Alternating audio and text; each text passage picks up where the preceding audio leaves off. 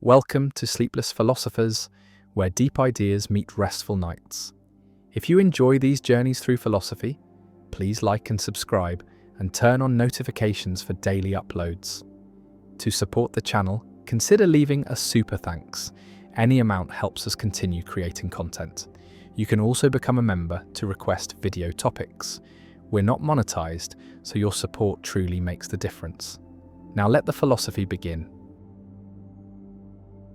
The analysis paradox.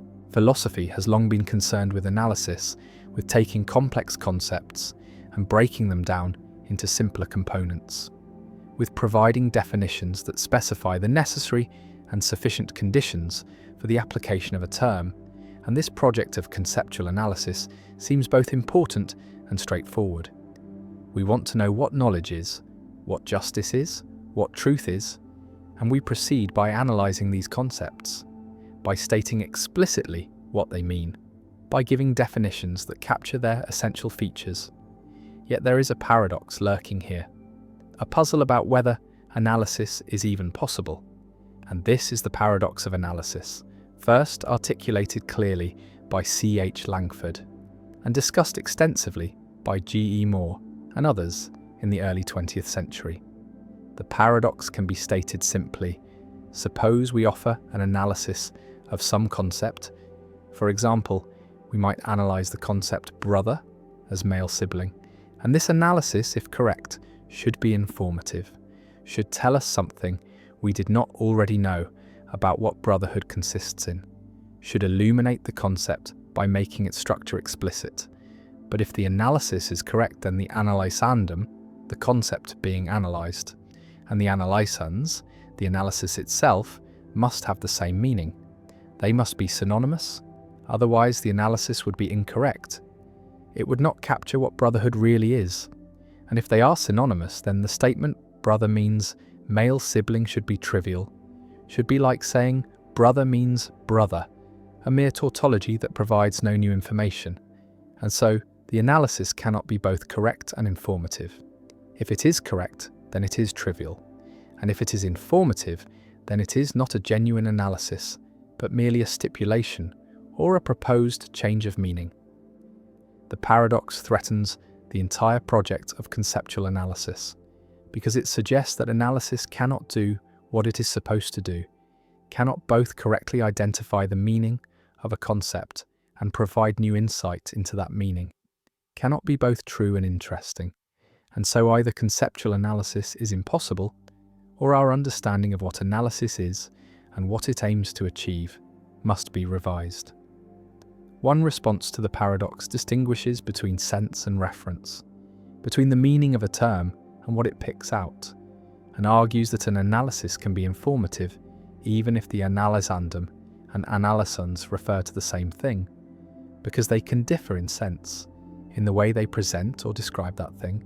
And so the analysis brother means male sibling is informative, because even though brother and male sibling refer to the same set of individuals, they present that set in different ways, one as a family relation and the other as a combination of gender and kinship. And this difference in sense makes the identity statement informative rather than trivial.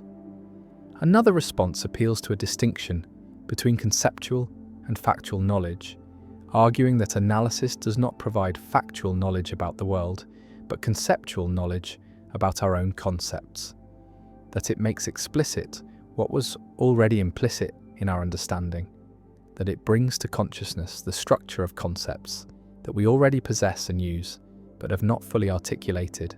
And so, the informativeness of analysis is not the informativeness of discovering new facts, but the informativeness of self-clarification, of making our own conceptual commitments explicit and transparent. A third response associated with Quine and others skeptical of the analytic-synthetic distinction denies that there is a sharp line between conceptual analysis and empirical investigation, arguing that all beliefs form a holistic web where conceptual revisions and factual discoveries are intertwined, and that what we call analysis is really just careful reflection on our current best theory of the world, subject to revision in light of new evidence or theoretical considerations. And on this view, the paradox dissolves, because analysis is not supposed to be a priori or purely conceptual, but is continuous with empirical inquiry, and so it can be both correct and informative without any mystery. The paradox also raises questions about the methodology of philosophy, about whether philosophy can make progress through analysis or whether some other method is needed. And different philosophical traditions have taken different stances, with analytic philosophy traditionally emphasizing conceptual analysis as a central tool, while continental philosophy has been more skeptical of analysis, focusing instead on interpretation, critique, and phenomenological description. And the paradox of analysis has been one factor driving some philosophers away from traditional analysis toward other approaches. The paradox connects to issues about understanding and competence, because we seem to have a kind of implicit or tacit understanding of concepts like knowledge, justice, and truth. We can use these concepts correctly, can apply them to particular cases, can recognize when they are used inappropriately, and yet when asked to state explicitly what these concepts mean, to provide a definition, we struggle. And this suggests that conceptual competence does not require explicit knowledge of definitions, that understanding can be practical and procedural rather than theoretical and propositional, and that analysis attempts to convert implicit understanding into explicit knowledge, a conversion that is difficult and perhaps impossible to complete without remainder. The paradox also appears in the context of philosophical disagreement, because philosophers have been offering analyses of key concepts for millennia, and yet consensus remains elusive. Different philosophers provide different analyses of knowledge, of justice, of truth, and it is not always clear how to adjudicate between competing analyses, whether by appeal to intuitions about particular cases, by considerations of theoretical simplicity and fruitfulness, or by some other standard. And the lack of agreement raises the question of whether these concepts have determinate meanings that analysis can discover, or whether they are vague, contested, or essentially contested, such that no single analysis could capture all the ways they are legitimately used. The analysis paradox remains a puzzle at the heart of philosophy, a question about what philosophy is doing when it offers definitions and analyses, whether it is discovering pre-existing meanings, stipulating new ones, or engaging in some more complex activity that combines elements of discovery, stipulation, and rational reconstruction, and the paradox has not been definitively resolved. Different philosophers find different responses more or less compelling, and the debate continues, with implications for how we understand the nature and methods of philosophical inquiry. And the concept sits there, waiting to be analysed, inviting us to state its essence, to specify its conditions, to make explicit what we already implicitly know, and yet the analysis, when offered, seems either to tell us nothing new or to change the subject, to offer a different concept rather than clarifying the original one. And the paradox persists, a thorn in the side of analysis, a reminder that understanding is more elusive than it appears, that the gap between knowing how to use a concept and knowing what it means is wider than we thought, and that philosophy, despite its ancient commitment to clarity and definition, to making the implicit explicit and the confused clear, may be chasing a goal that is inherently problematic, inherently paradoxical, a goal that recedes as we approach it, that becomes more obscure the more we try to illuminate it, and yet we continue to analyse, to offer definitions, to seek clarity, because the alternative, giving up on understanding, seems worse. The Banach-Tarski paradox. A solid sphere can be decomposed into a finite number of pieces, which can then be reassembled, using only rotations and translations, to form two solid spheres, each identical to the original. And this seems to violate conservation of volume, seems to create matter from nothing, seems to be impossible, and yet it is a theorem in mathematics, proven rigorously using the axiom of choice and the properties of infinite point sets. And this is the Banach-Tarski paradox, named after Stefan Banach and Alfred Tarski, who proved it in 1924. And the paradox reveals deep and counterintuitive features of infinite decompositions, of non-measurable sets, and of the relationship between mathematics and physical reality. The proof proceeds by decomposing the sphere into a finite number of pieces, typically 5 or 6, and each piece is a set of points, not a solid region with smooth boundaries, but a scattered, disconnected, infinitely complex collection of points. And these pieces are non-measurable, meaning they do not have well-defined volumes in the usual sense.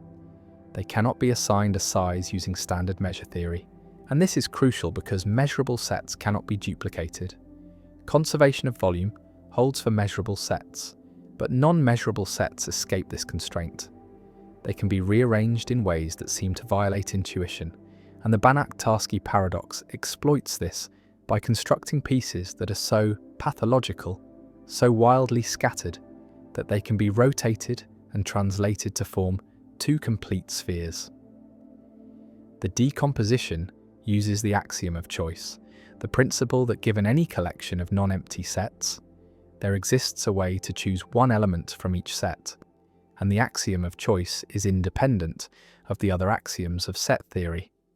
It cannot be proven or disproven from the standard axioms, and some mathematicians reject it precisely because it leads to results, like the Banach-Tarski paradox, results that seem absurd, and rejecting the axiom of choice avoids the paradox.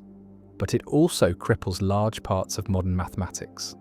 Many important theorems depend on the axiom of choice, and most mathematicians accept it despite its counterintuitive consequences. The paradox applies only to objects in 3-dimensional space, or higher. It does not work in 2 dimensions. A disk cannot be decomposed and reassembled into 2 disks. And this is because the group of rotations in the plane is amenable, meaning it admits a certain kind of averaging that prevents paradoxical decompositions, while the group of rotations in 3-dimensional space is non-amenable, and this non-amenability is what makes the Banach-Tarski paradox possible. The fact that rotations in 3 dimensions can be combined in ways that allow pieces to be moved around and duplicated. The paradox raises questions about the relationship between mathematical objects and physical objects, because while the Banach-Tarski theorem is mathematically rigorous, it does not imply that a physical sphere can be duplicated. The decomposition involves infinitely complex sets, pieces that are not solid regions but scattered collections of points, with no smooth boundaries, and such pieces cannot be physically realized, cannot be cut or manipulated, and so the paradox is a feature of mathematical idealizations rather than a claim about physical reality. And this distinction is important. The paradox shows that mathematical spheres treated as sets of points behave in strange ways, but it does not threaten conservation of mass or energy in physics, because physical objects are not sets of points but arrangements of atoms or fields or quantum states, and these are governed by physical laws that do not permit paradoxical duplication. Some mathematicians and philosophers argue that the Banach-Tarski paradox is not really a paradox but a theorem, a surprising result that reveals features of infinite point sets and non-measurable sets, and that calling it a paradox is misleading, suggesting contradiction when there is none, only counterintuitive behavior. And from this perspective, the paradox is valuable precisely because it challenges intuition, because it shows that infinite collections have properties that finite collections lack, that measure theory has limits, that the axiom of choice has strange consequences, and that mathematics is richer and stranger than naive expectations suggest. Others find the paradox troubling, a sign that something is wrong with the foundations, that the axiom of choice should be rejected or restricted, that non-measurable sets are pathological objects that should not be admitted into mathematics, and that theories which avoid such sets, like those based on constructive or intuitionistic logic, provide better foundations, and this debate reflects deeper disagreements about the nature of mathematical existence, about what kinds of objects mathematics should study, and about the role of intuition in guiding mathematical practice. The Banach-Tarski paradox also appears in discussions of probability and decision theory, because if a sphere can be decomposed into non-measurable pieces, then probability distributions on spheres must be carefully defined to avoid assigning probabilities to non-measurable sets. And this technical requirement reflects the same underlying issue, that not all collections of points can be measured, that probability requires measurability, and that attempting to assign probabilities to arbitrary sets leads to contradictions or paradoxes. The sphere sits on the table, solid and indivisible to the eye, but mathematically it is a set of infinitely many points. And the Banach-Tarski theorem says that these points can be partitioned into pieces, 5 or 6 strange scattered collections, and these pieces can be moved, rotated and translated and reassembled into 2 spheres, identical to the original, and the volume has doubled or seems to have doubled, but the pieces never had well-defined volumes. They were never measurable, and so nothing has been created, no conservation law has been violated, only the intuition that decomposition preserves size, and this intuition holds for finite decompositions, for measurable pieces, but fails for infinite non-measurable pieces, and the paradox endures. A theorem that sounds impossible, a result that challenges understanding, a demonstration that mathematics contains surprises, that infinity is stranger than imagination, that point sets behave in ways that solid objects do not, and that the axiom of choice, innocent as it seems, permits constructions that defy common sense, and the sphere duplicates, mathematically, if not physically. And the paradox remains a permanent fixture in the landscape of mathematics, a result that students encounter with disbelief, that mathematicians accept as rigorous yet counterintuitive, and that philosophers debate as revealing something deep about the nature of mathematical objects, about the limits of measure theory, about the relationship between infinite idealization and finite reality.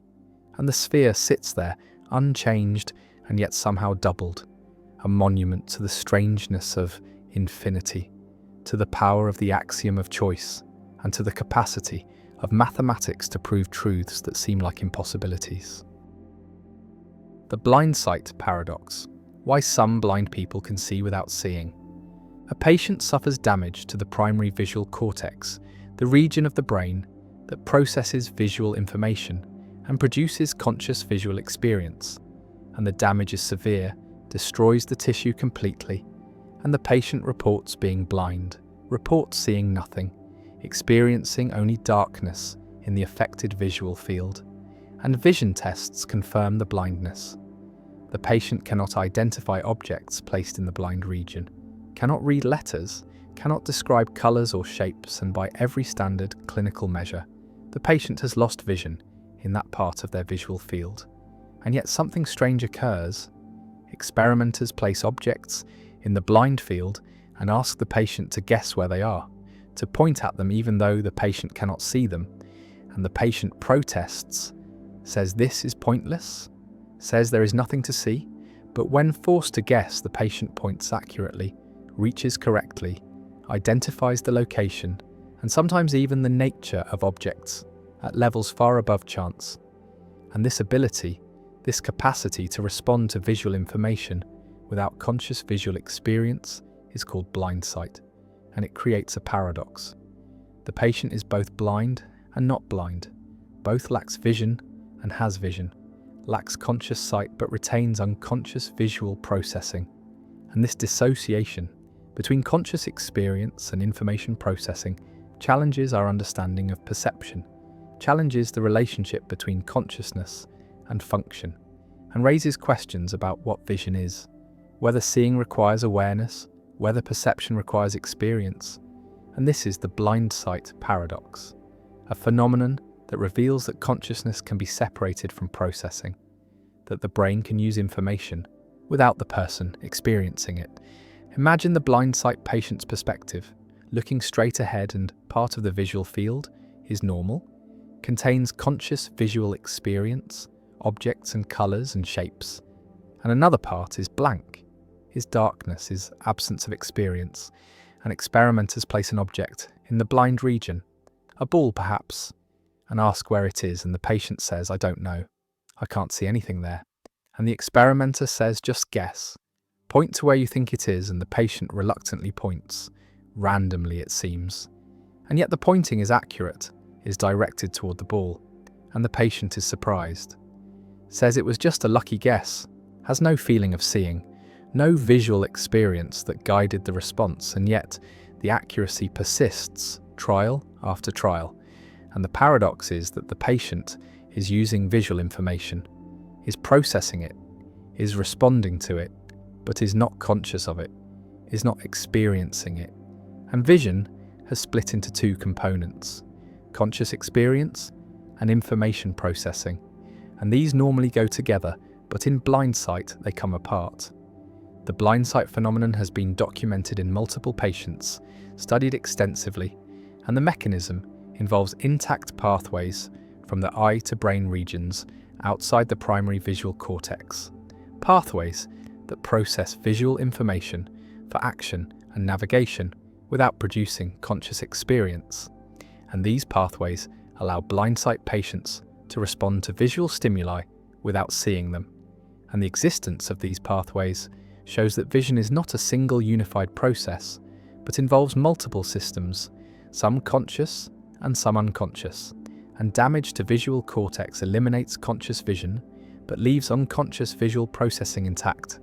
And this dissociation reveals something fundamental about consciousness, shows that information processing is not sufficient for conscious experience, that the brain can process and use information without that information becoming conscious. Visualize vision as having multiple components.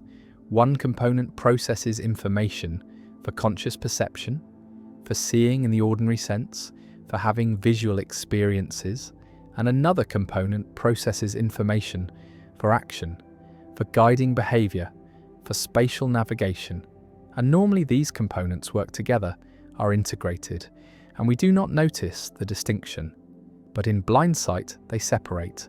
One component is destroyed while the other remains, and the patient has action vision without perceptual vision, can use visual information for pointing and reaching, but cannot experience that information, cannot see it.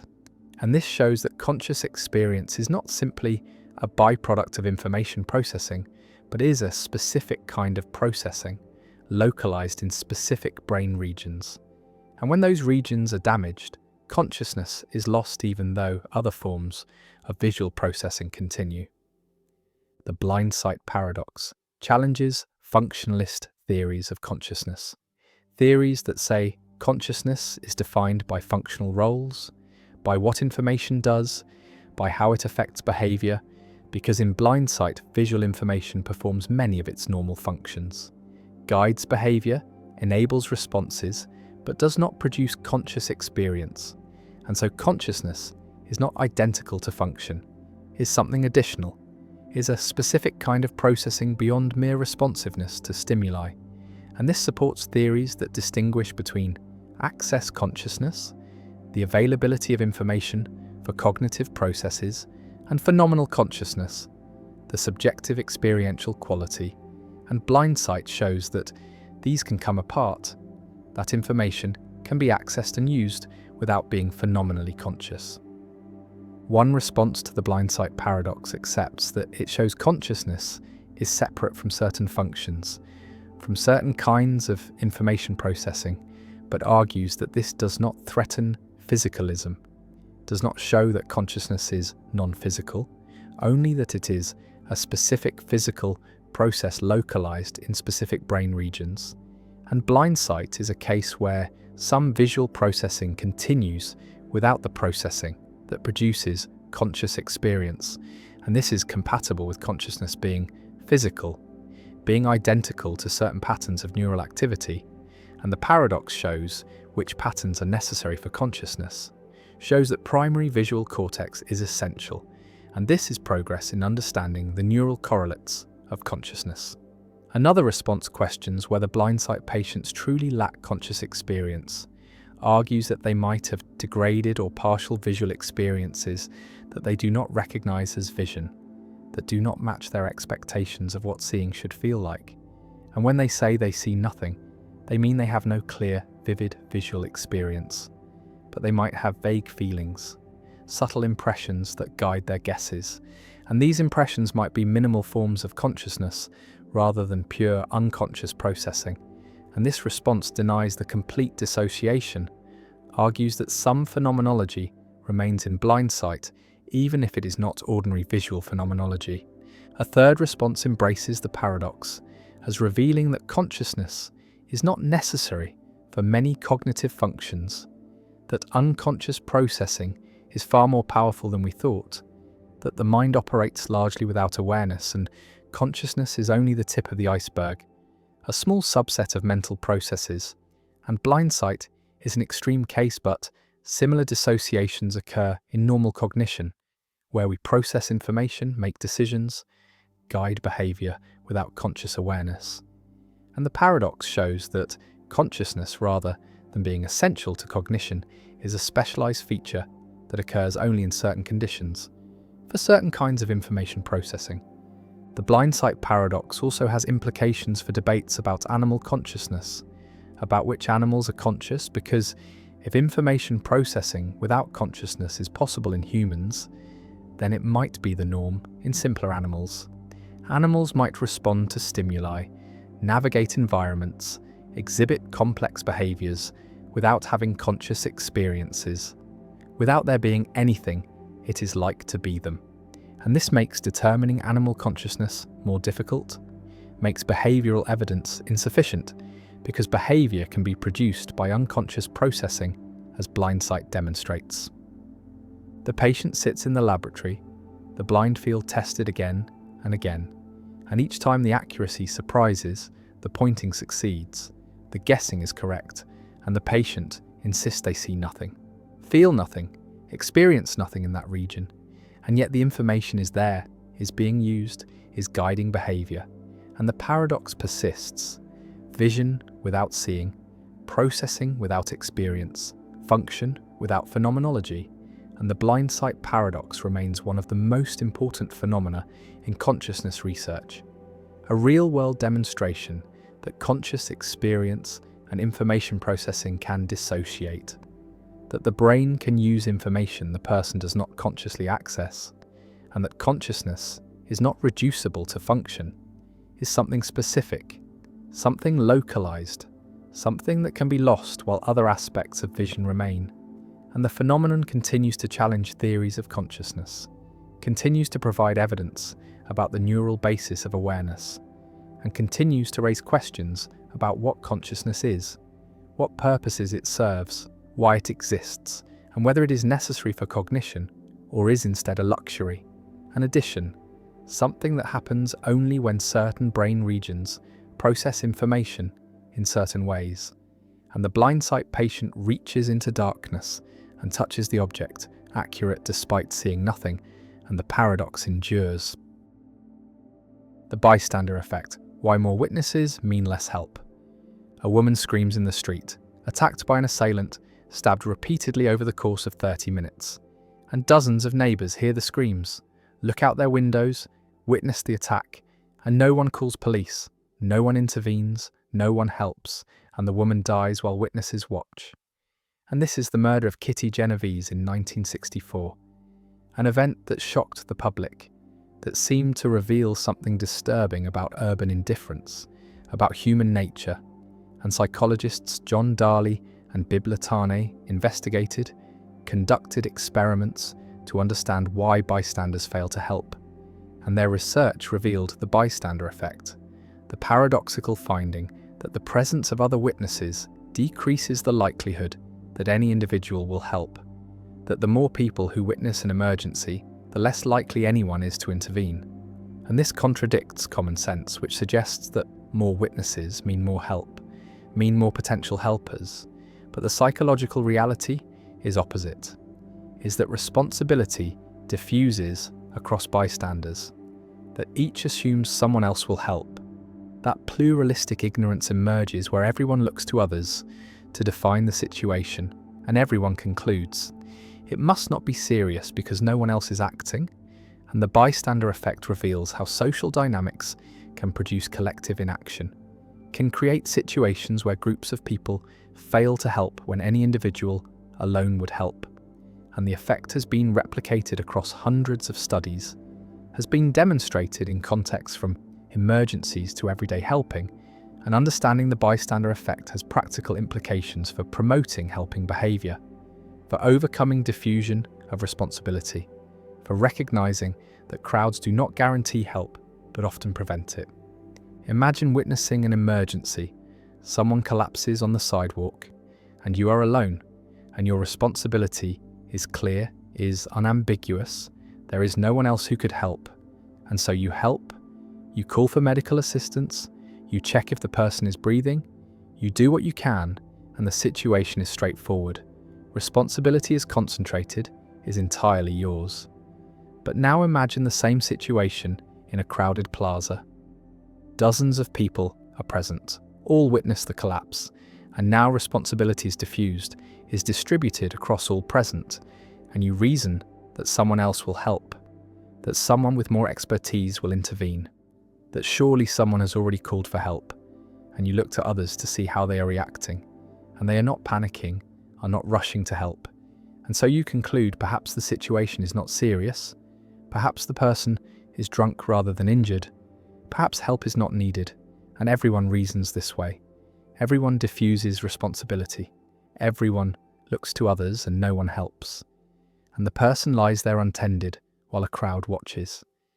And this is the bystander effect in action, the paradoxical result that more witnesses produce less help. The bystander effect demonstrates several psychological mechanisms: diffusion of responsibility, where the presence of others makes each individual feel less personally responsible; pluralistic ignorance, where everyone looks to others to define the situation, and everyone's inaction convinces everyone else that the situation is not serious; evaluation apprehension, where people fear being embarrassed if they help inappropriately, fear looking foolish if they misinterpret the situation; and audience inhibition, where the presence of others makes people self-conscious, makes them less willing to act.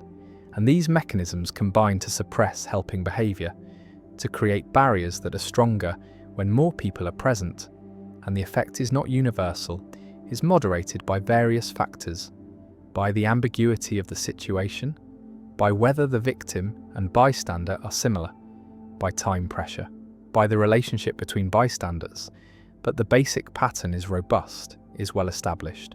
More bystanders generally mean less help. Visualize the effect as an inverse relationship. As bystanders increase, helping probability decreases, and experiments show this quantitatively, show that when participants believe they are the only witness, they help more than 80% of the time. But when they believe there are 4 other witnesses, they help less than 40% of the time, and response time increases with number of bystanders. It takes longer to help when more are present, and these effects are not small, are not marginal, are dramatic reductions in helping behaviour caused simply by the presence of others. And the effect challenges the assumption that safety in numbers applies to emergencies, shows that crowds can be dangerous, not because they contain threats, but because they inhibit helping.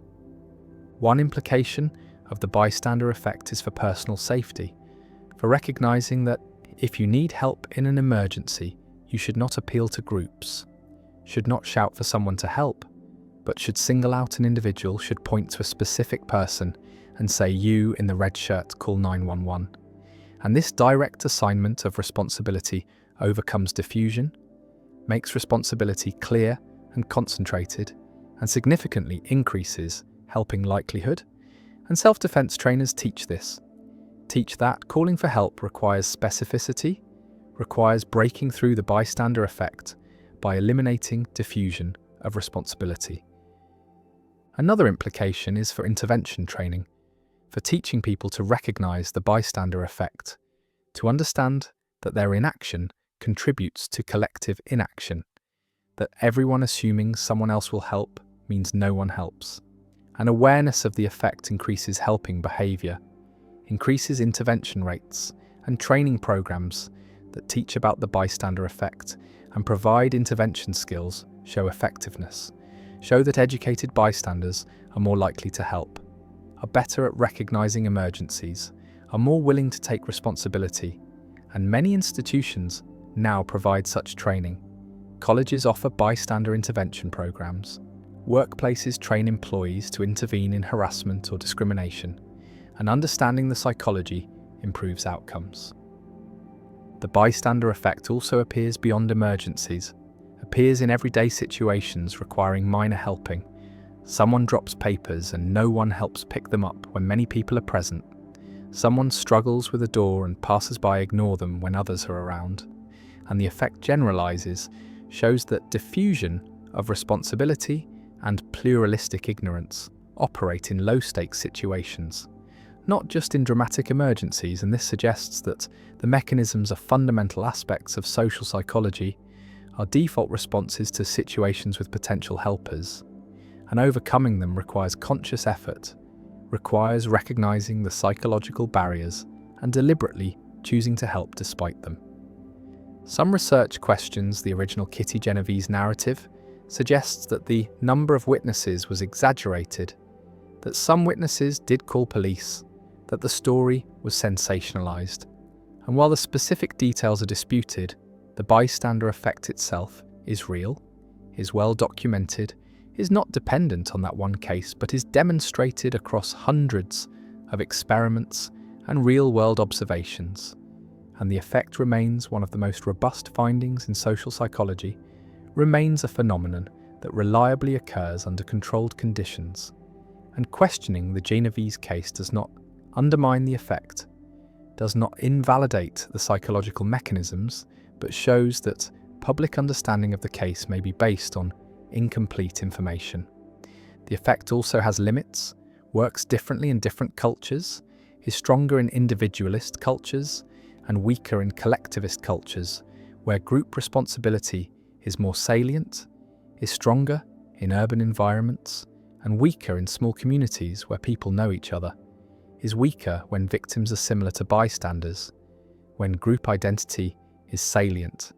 And these moderators show that the effect is not inevitable, is not universal, but depends on social context, on cultural norms, on relationships. And this suggests intervention strategies, suggests that building community, creating shared identity, emphasizing collective responsibility can reduce the bystander effect, can promote helping even in groups. The woman lies in the street, bleeding, screaming, and windows light up.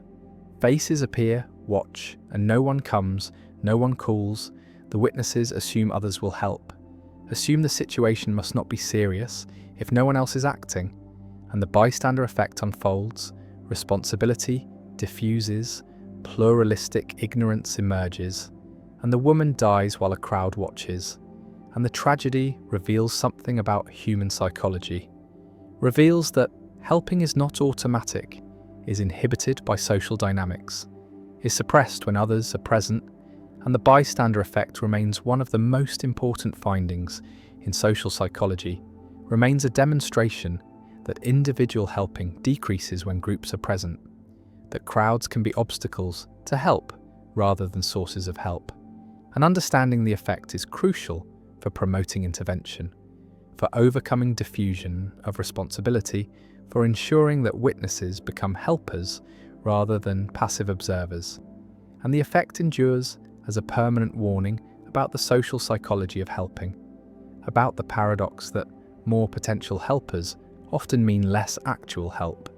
And the lesson persists that helping requires overcoming social barriers, requires taking personal responsibility, despite the presence of others, requires acting when everyone else is watching and waiting. The crocodile dilemma, when a monster's promise makes truth deadly.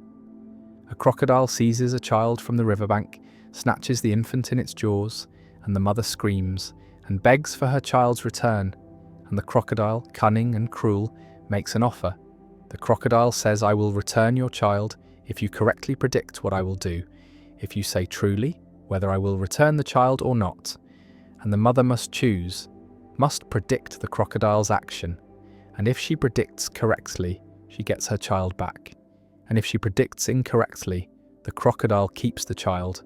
And this seems straightforward at first, seems like a gamble with 50-50 odds. But the mother is clever, thinks carefully, and realizes she can construct a prediction that creates a paradox. And she says to the crocodile, "You will not return my child." And now the crocodile faces an impossible choice, a logical trap from which there is no escape. And this is the crocodile dilemma, an ancient paradox from Greek and Roman philosophy that illustrates how self-reference and promises can generate contradictions that have no resolution. Imagine the crocodile processing the mother's prediction. She has said, the crocodile will not return the child, and the crocodile must decide whether this prediction is true or false. And if the prediction is true, then the crocodile will not return the child. But the promise was to return the child. If the prediction is correct, and the prediction is correct, so the crocodile must return the child. But returning the child makes the prediction false, because the prediction said the child would not be returned. And if the prediction is false, then the crocodile is not obligated to return the child, but not returning the child makes the prediction true. And if it is true, the crocodile must return the child, and the cycle repeats. And the crocodile is stuck, unable to act, unable to fulfill the promise without violating it, unable to violate it without fulfilling it, and the paradox is complete. Visualize the crocodile frozen at the water's edge, jaws clamped around the child, mind caught in a logical loop, every option leading to contradiction, and the mother waits, and the crocodile cannot move forward or backward, cannot return the child or keep the child without creating impossibility. And the promise that seemed simple, seemed like a straightforward conditional, has become a trap, has revealed that some promises are unkeepable, some conditionals are incoherent when their conditions refer to their own fulfillment. The dilemma is structurally similar to the liar paradox, involves self-reference creating contradiction, because the mother's prediction refers to the crocodile's action, and the crocodile's action depends on whether the prediction is true, and the prediction's truth depends on the action. And this circular dependency creates a situation where no consistent assignment of truth values is possible, where any choice by the crocodile contradicts the conditions of the promise. And the paradox shows that not all promises can be kept, not all conditionals can be satisfied, especially when the condition refers to the action that depends on the condition. One proposed resolution is that the crocodile's promise is defective, is not a genuine promise, but a linguistic trick, because promises must be performable, must create obligations that can be fulfilled, and the crocodile's promise creates an obligation that cannot be fulfilled when the mother makes the strategic prediction, and so the promise is void.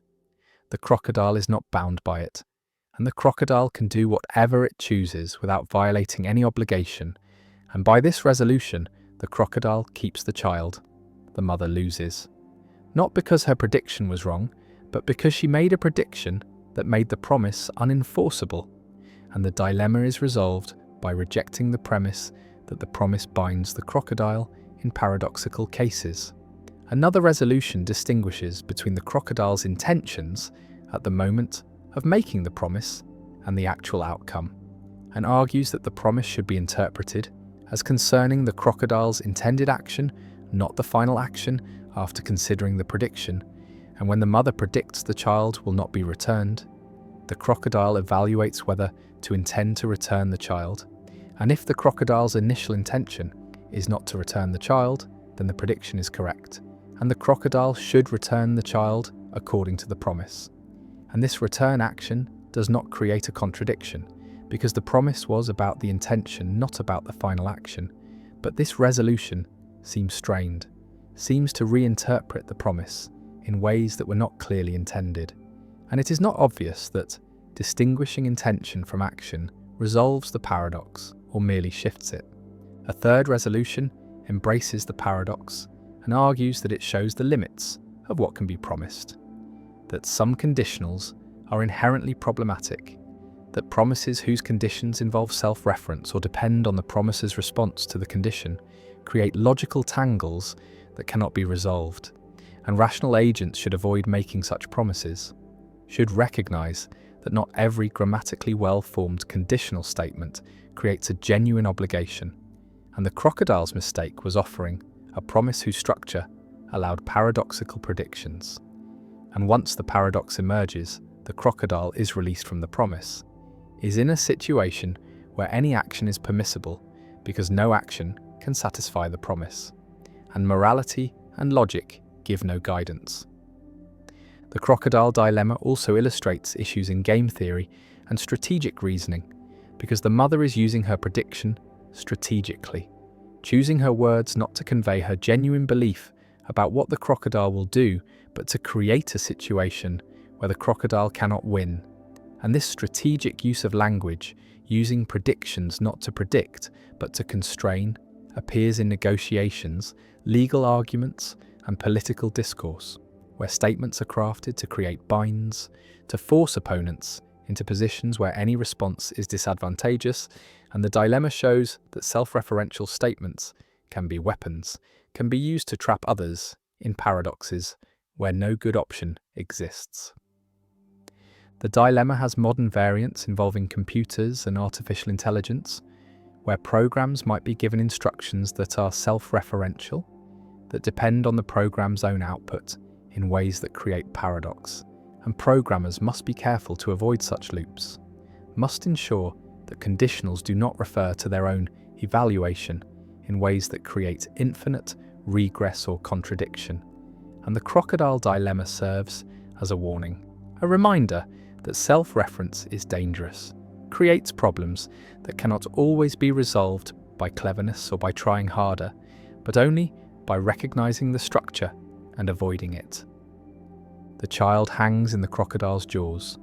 The mother waits for an answer, and the crocodile is paralyzed by logic, cannot move without contradiction, and the ancient paradox remains, unsolved, unresolvable, a trap that philosophy has not escaped, a reminder that language can create impossibilities, that promises can be unkeepable, that self-reference generates paradoxes that defy solution, and the crocodile dilemma endures, taught in logic classes, discussed in philosophy seminars, a vivid example of how words can bind more tightly than chains, how a simple promise can become an impossible obligation, and how the combination of self-reference and conditionality creates contradictions from which there is no escape, and the crocodile remains frozen, the child unclaimed, and the paradox persists, waiting at the riverbank for the next clever victim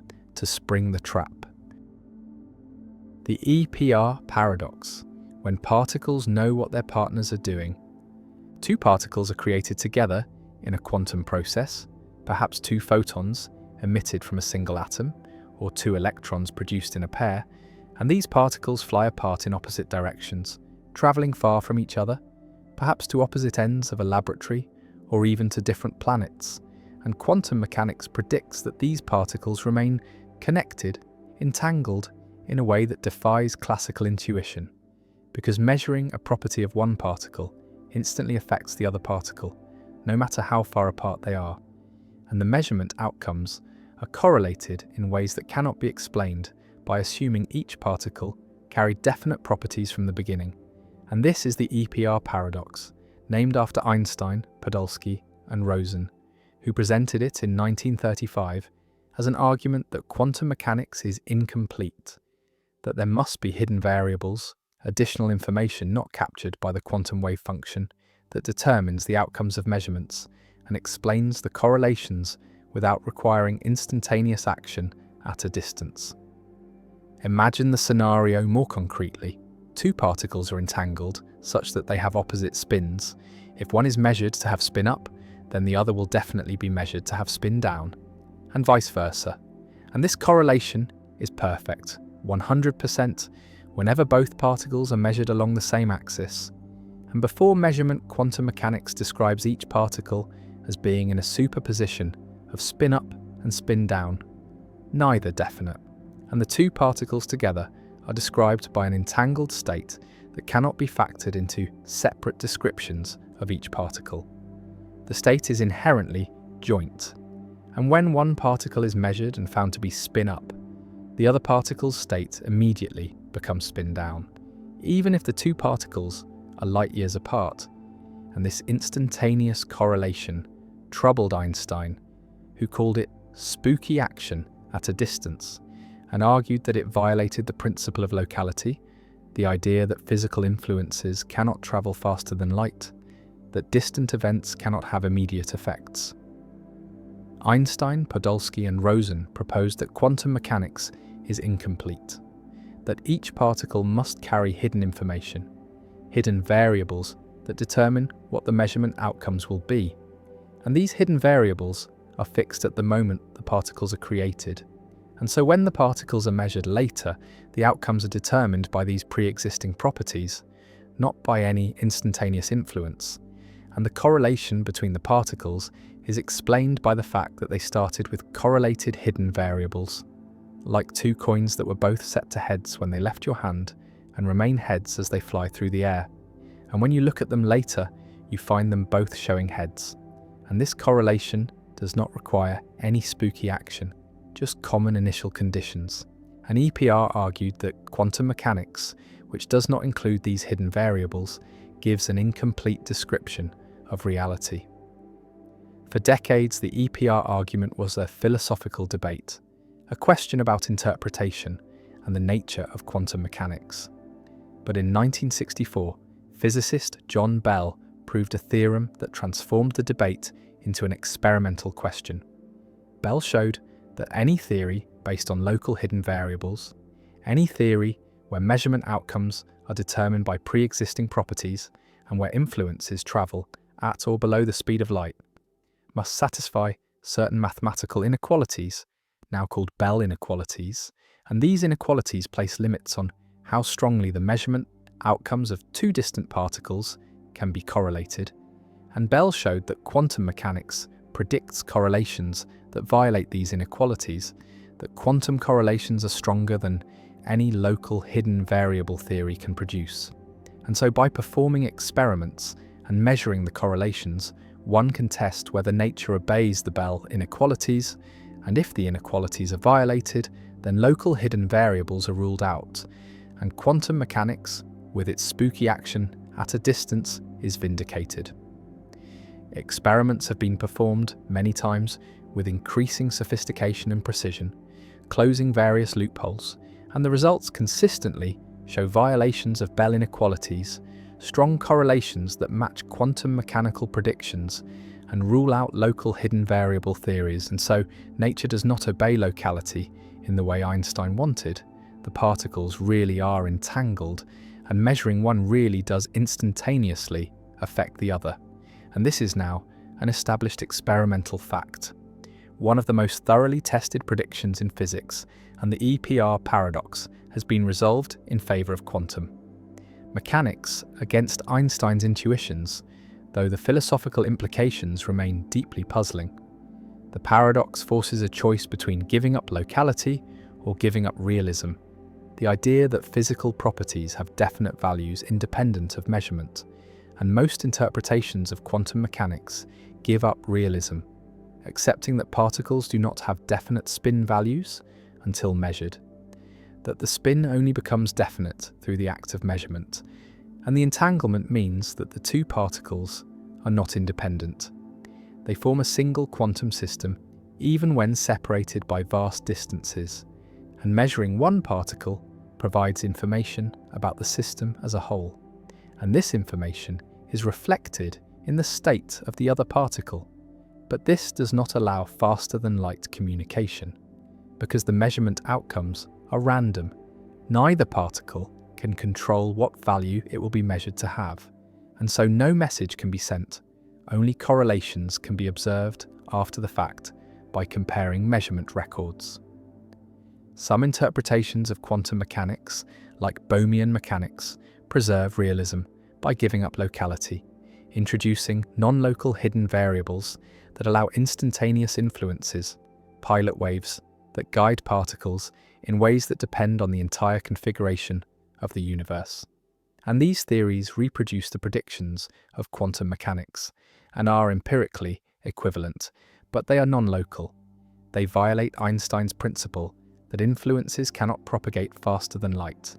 And most physicists find this cost too high, prefer to accept that realism must be given up, that particles do not have definite properties until measured.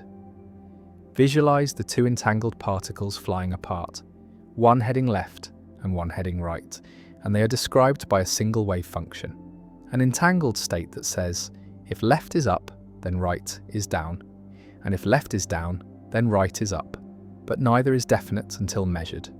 And now imagine measuring the left particle and finding it spin up, and at that instant, even though the right particle is far away, its state changes. It becomes definitely spin down, and if someone measures the right particle immediately after, they will definitely find spin down. And this correlation holds no matter how far apart the particles are, no matter how quickly the measurements are performed, as long as they are performed along the same axis. And this instantaneous correlation cannot be explained by assuming the particles carry definite spins from the beginning. Bell's theorem proves that, and so the correlation is genuinely quantum, genuinely non-local, genuinely spooky. And yet it does not allow signaling, does not allow information to be sent faster than light, because the outcomes are random and cannot be controlled. The EPR paradox stands as one of the deepest puzzles in quantum mechanics, a paradox that led to Bell's theorem, to decades of experimental tests, to the confirmation of quantum non-locality, and to ongoing debates about what quantum mechanics means, about whether reality is fundamentally non-local, about whether measurement is a special process or an ordinary interaction, about whether consciousness plays a role, about whether the universe splits into branches or whether hidden variables exist beyond our current theories, and none of these questions has a settled answer. Different physicists and philosophers hold different views, and the EPR paradox remains a touchstone, a thought experiment that crystallizes the central mysteries of quantum theory. And Einstein's discomfort with spooky action at a distance, his belief that quantum mechanics must be incomplete, has been answered by experiment. Nature really is spooky. Particles really are entangled. Measurements really do have instantaneous non-local effects.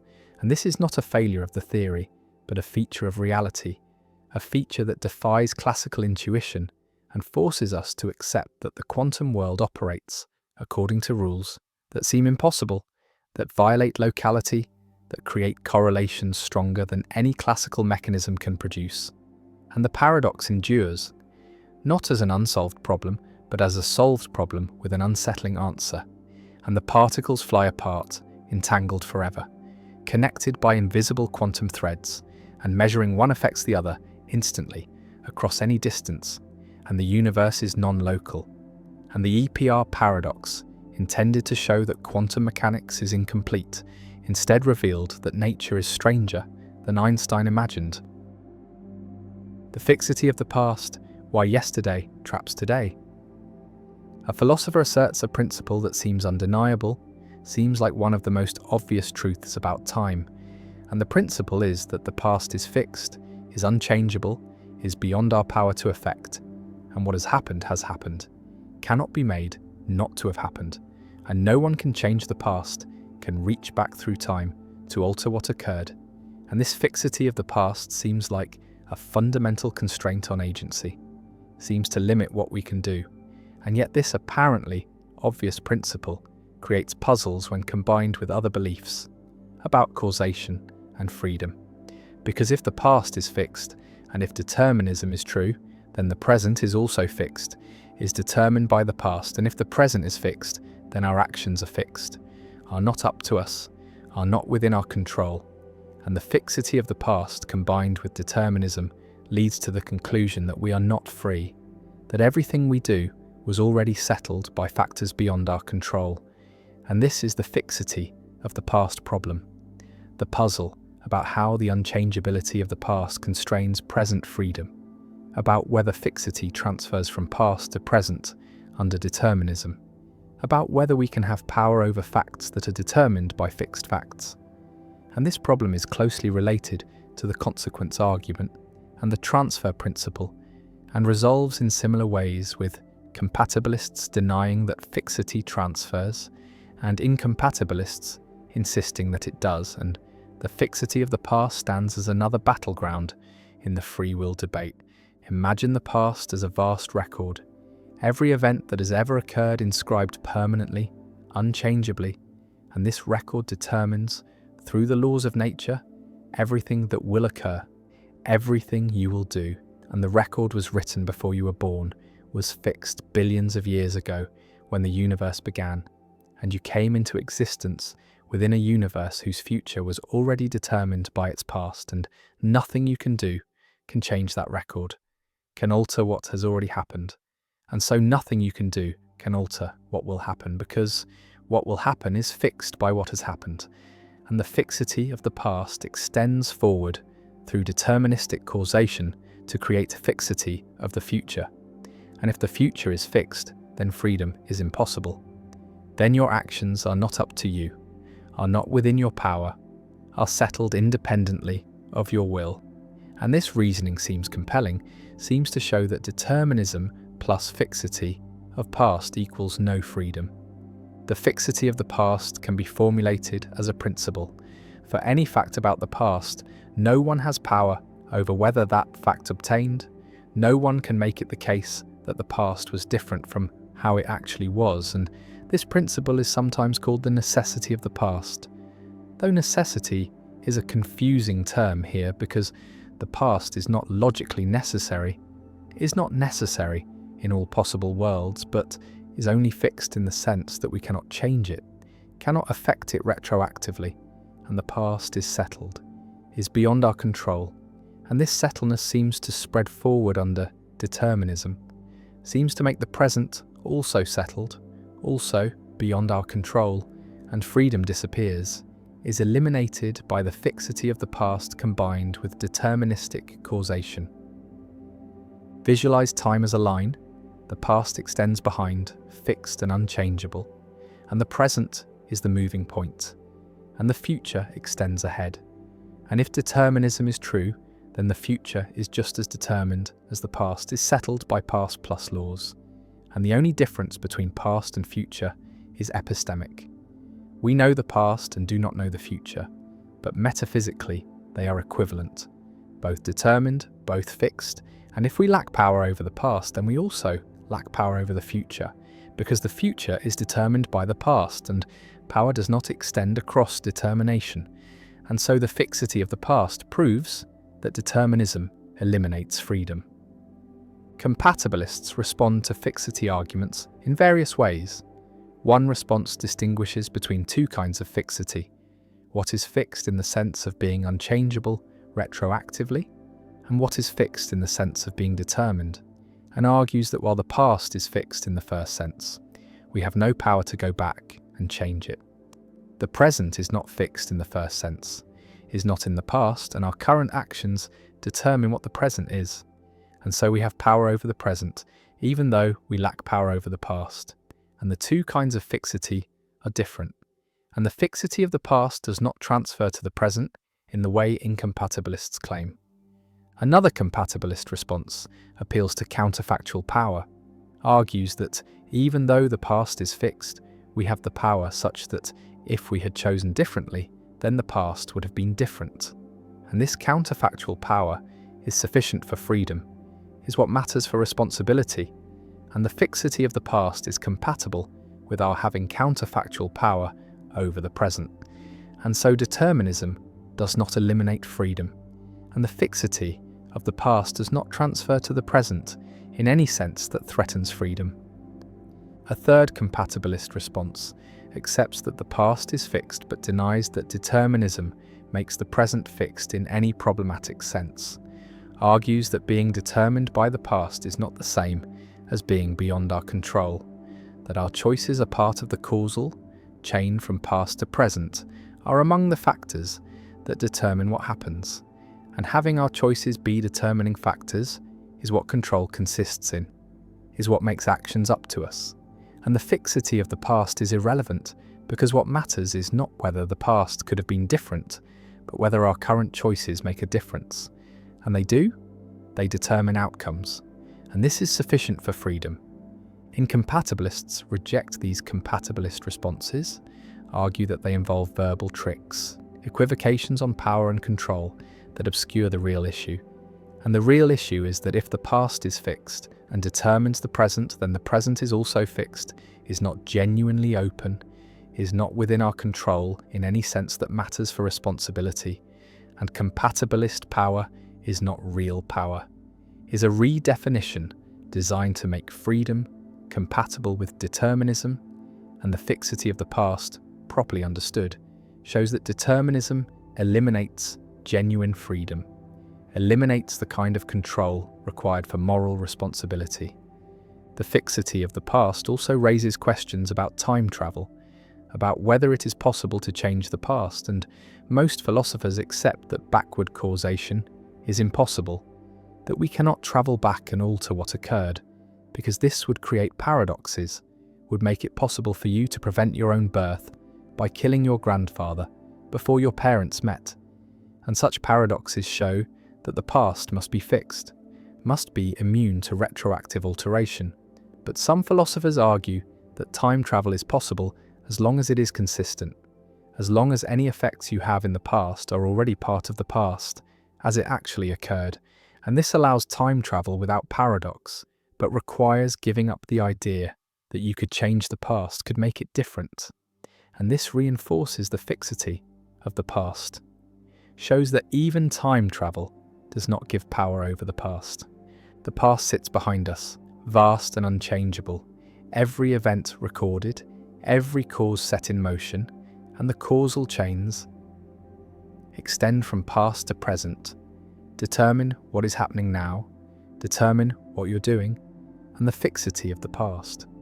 The unchangeability of what has happened seems to make your present action also unchangeable, also fixed, also beyond your control, because if the past could not have been different, and if the past determines the present, then the present could not have been different, and you could not have done otherwise, and freedom is lost, is eliminated by the combination of fixity and determinism.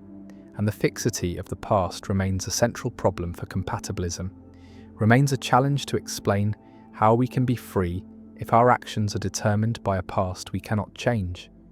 And the answers compatibilists offer remain controversial, remain rejected by incompatibilists who insist that fixity transfers, that unchangeability spreads from past to present under determinism, and the fixity of the past endures as a fundamental constraint on agency, a feature of time that shapes what we can and cannot do. And whether this feature eliminates freedom or merely defines its boundaries remains one of the central questions in philosophy of free will. The Euthyphro dilemma. Is murder wrong because God says so, or does God say so because it's wrong? In ancient Athens, a young man named Euthyphro encounters Socrates on the steps of the courthouse, and Euthyphro is prosecuting his own father for murder. And Socrates, ever curious, asks Euthyphro to explain what piety is, what makes an action holy or righteous. And Euthyphro confidently responds that pious actions are those loved by the gods, and impious actions are those hated by the gods. And Socrates, never satisfied with simple answers, poses a question that has echoed through philosophy and theology for over 2,000 years. He asks whether the gods love pious actions because those actions are pious, or whether actions are pious because the gods love them. And this question, now called the Euthyphro dilemma, presents a fundamental challenge to divine command theory, the view that morality depends on God's will, that actions are right or wrong because God commands or forbids them, and the dilemma forces a choice between two uncomfortable options, each with troubling implications for the relationship between God and morality. Imagine the first horn of the dilemma. Suppose that actions are good because God commands them, that rightness is simply whatever God says is right, and wrongness is whatever God forbids, and there is no independent standard of goodness, no morality that exists prior to or apart from God's commands. And God could have commanded anything, could have made murder obligatory and charity forbidden, could have declared torture virtuous and compassion wicked, and whatever God commanded would be right by definition. And this seems to make morality arbitrary, seems to empty moral terms of their content. Because if good just means commanded by God, then saying God commands what is good becomes a tautology, becomes equivalent to saying God commands what God commands, which is trivial, tells us nothing, and more troublingly, this view seems to undermine the idea that God is good. Because if goodness is defined by God's commands, then calling God good just means God does what God commands, which again is trivial, and we lose the ability to praise God's goodness as something meaningful, as something that transcends mere consistency with divine will. Visualize a world where this view is true, where morality is purely a matter of divine fiat, and God announces new commandments, declares that from now on, stealing is virtuous and honesty is sin, and according to divine command theory, this announcement would make stealing right and honesty wrong, because rightness just is whatever God says, and we would be obligated to become thieves, obligated to lie, and this seems absurd, seems to violate our deepest moral intuitions, because we feel that stealing and lying are wrong for reasons that have nothing to do with commands, that they harm people, violate trust, undermine cooperation, and these reasons would exist even if God commanded otherwise, and so morality seems to have a structure, a logic that cannot be altered by divine decree, and this suggests that the first horn of the dilemma is unacceptable, that we should reject the idea that actions are good merely because God commands them. Now consider the second horn. Suppose that God commands actions because those actions are good, that there is an independent standard of goodness, a moral truth that exists prior to God's commands. And God, being perfectly good and perfectly wise, recognizes this moral truth and commands accordingly. And God commands charity because charity is good, forbids murder because murder is bad, and the goodness and badness exist independently of the commands. And this seems more plausible, seems to preserve the meaningfulness of moral language and the praiseworthiness of God's goodness. But it creates a different problem, because if moral truth is independent of God, then God is not the ultimate source of morality. God does not create right and wrong, but merely recognizes and reveals them, and there is something above God, a standard of goodness to which even God is subject. And this seems to limit God's sovereignty, seems to place constraints on divine power and authority, and many theologians find this unacceptable, argue that nothing can be above God, that God is the ultimate reality, the ground of all being, and making morality independent of God seems to dethrone God, to reduce God to a mere messenger of moral truths that exist on their own. The dilemma presents a forced choice: either accept that morality is arbitrary, dependent on God's will, capable of being anything God decrees, or accept that morality is independent of God, existing prior to divine commands, limiting God's sovereignty. And neither option is attractive to believers who want to say both that God is the source of morality and that God's commands reflect genuine moral truth rather than arbitrary preference, and various theological and philosophical responses have been proposed over the centuries, attempting to escape between the horns to find a position that preserves both divine sovereignty and moral objectivity. One response associated with medieval theologians like Duns Scotus embraces the first horn, accepts that morality depends entirely on God's will, and bites the bullet on arbitrariness, arguing that God's commands are not arbitrary in any problematic sense because God is perfectly rational and benevolent. And while God could have commanded otherwise, God would never do so. And God's nature ensures that divine commands will align with what promotes flourishing and well-being, And so while morality is ultimately grounded in God's will, it is not random or capricious. And this response tries to have it both ways, tries to say that morality depends on God's will, but is still stable and reasonable because God's character is stable and reasonable. But critics argue that this just pushes the problem back, because now we are saying God's character is good. And what does good mean here? If goodness is defined by God's will, then saying God's character is good is circular. And if goodness is independent, then we are back on the second horn. Another response associated with Aquinas and natural law theory embraces the second horn but softens it, argues that moral truth is not independent of God but is part of God's nature, is rooted in the divine essence, and God's commands reflect God's eternal nature rather than arbitrary choices. And goodness is not external to God but internal, is what God is, and God commands what is good because God is goodness itself. And this unites God and morality, makes them inseparable, avoids both arbitrariness and external constraint. But critics argue that this is just wordplay, that if moral truth is part of God's nature, then it is still independent in the relevant sense, still not something God creates or controls, and the question remains whether God could have had a different nature.